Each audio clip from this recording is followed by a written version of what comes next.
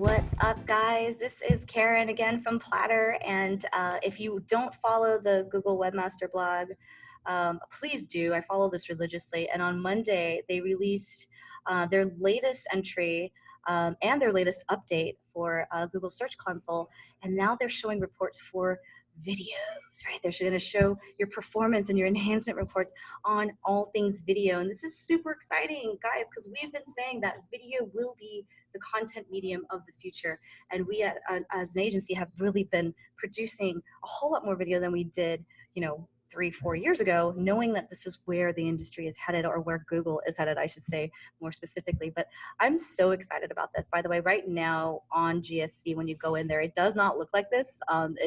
Right now it's telling me that I have to wait a couple of days before I see it. In fact, this is a screenshot of what one of my brands looks like.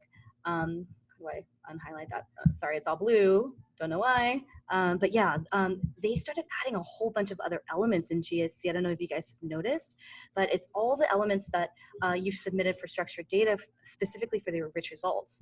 They will start appearing in these enhancements tab, and every brand is different. If you don't submit something for one brand, it won't show up, and vice versa, right? So I was really excited about this one in particular. And when Google's really specific about some things, and then they're most of the time a little fuzzy on the details, right? So it leaves a lot of interpretation, leaves a lot to interpretation. So here's how I'm interpreting it.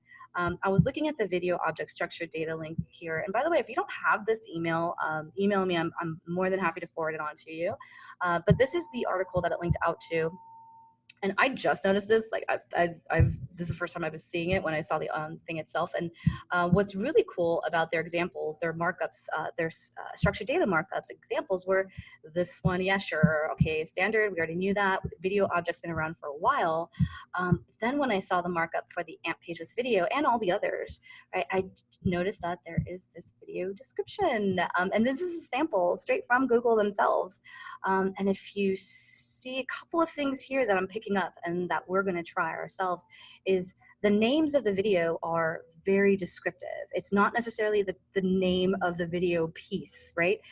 So let's say if you were submitting like a video called shiitake mushroom, right? The name of the video should not be shiitake mushroom. It should be why shiitake mushrooms are the best mushrooms. And then the description, and here's where it's really interesting, is their description is freaking long. It goes on and on and on. Look at this description go on and on and on. 485 characters, in fact. That's about a paragraph worth. And they're not just talking about, hey, this is the self-driving bicycle in the Netherlands. They're actually breaking down the synopsis of the video and all the content pieces of the video so that I think you can expect to see a potential ranking for that keyword, even though Google's not crawling it in your content, but because it's available as a description in your video, I think they're telling you, or they're hinting at the fact that you can try to rank for that if you are describing your video with a synopsis as such.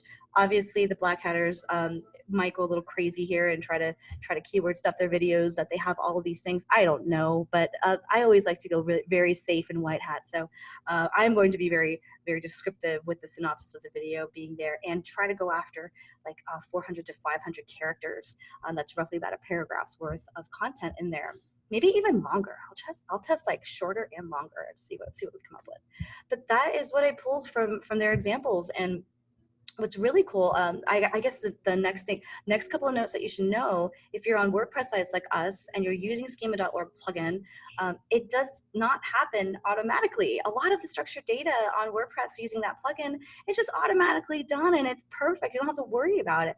Not this one. You have to manually go in there.